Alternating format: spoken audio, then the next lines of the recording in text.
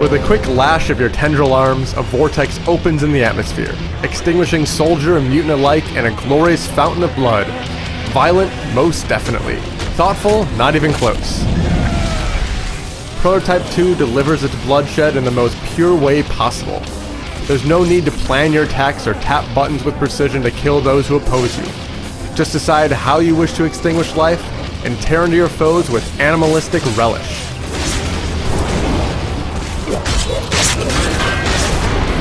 Prototype 2 isn't the slightest bit novel or challenging, but it's so utterly ridiculous that it exudes bucketfuls of unadulterated fun.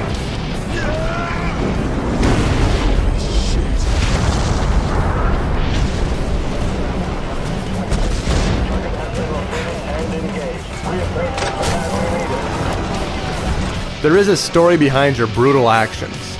A military force has quarantined a major metropolis under the guise of protecting citizens from a viral outbreak, but their occupancy is far from altruistic.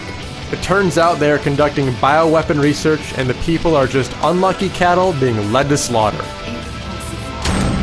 These merciless souls provide a great motivation for your hatred-fueled vengeance, though the plot devices along the way do little to make you care about the characters.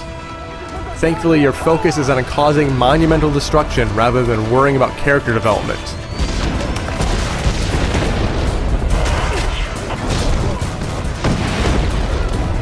While the controls in the original prototype were occasionally unwieldy, things have been streamlined in the sequel for the better. A bevy of horrific attacks can be pulled off just by tapping or holding a single button, and this leads to unmitigated atrocities as you strike down all those stupid enough to stand before you.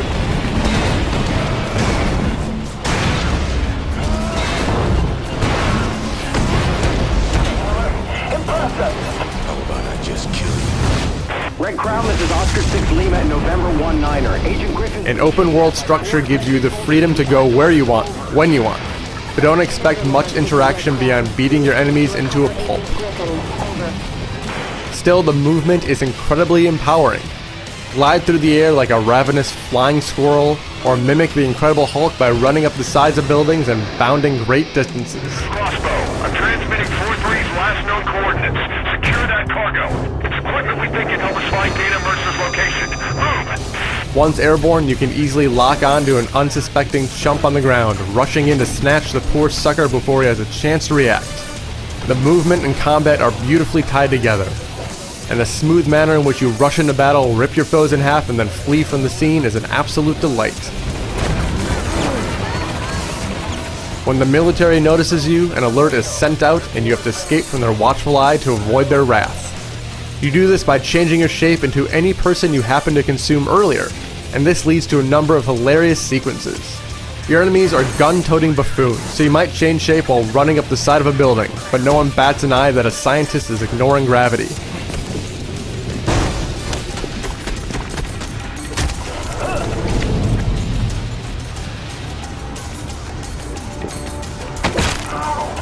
Lousy AI can be jarring in many games, but in a game as ridiculous as Prototype 2, it adds to the goofy vibe.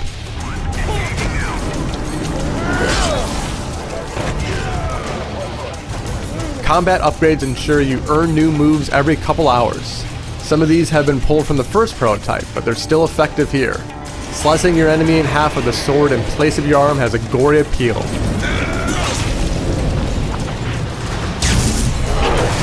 Tearing high-tech vehicles apart with your bare hands makes you feel like a psychotic badass.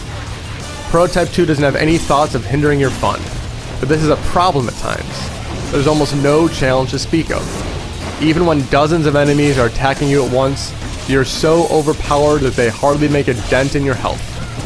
Because of this, there's nary a moment of frustration to be found, but there's little reward for a job well done. And even if you start a new game plus on insane difficulty, your enemies still die happily at your feet, depriving you of the satisfaction of a hard-fought victory. Diversity is also not one of Prototype 2's strengths. Can't catch up? A little out of shape, eh? Just about every mission boils down to beating a bad guy until even his mother wouldn't recognize him, so don't expect any inventive tasks. Still, the new moves you learn do a good job of pushing you onward, and stealth missions implore you to find inventive ways to complete tasks. Plus, bonus objectives reward you for being creative, so even though your goals rarely change, the proceedings don't get stale. The biggest problem lies in close quarter combat. Your moves lack precision, so if you want to consume a specific enemy, you might grab onto someone nearby instead. This leads to moments of aggravation, and the camera occasionally goes wonky indoors. None of these issues derail your progress, but they are annoying.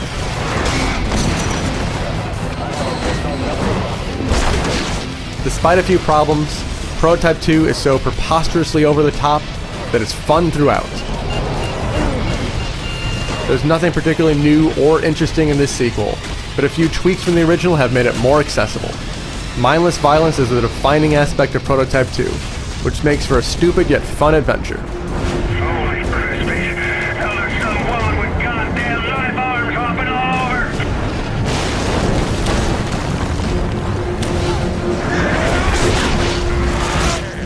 What thing's wrong with your mind? Is that all you've got? Not even close.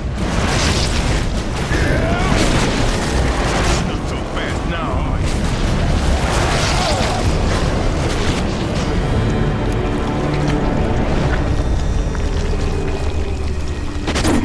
Try getting at me with this.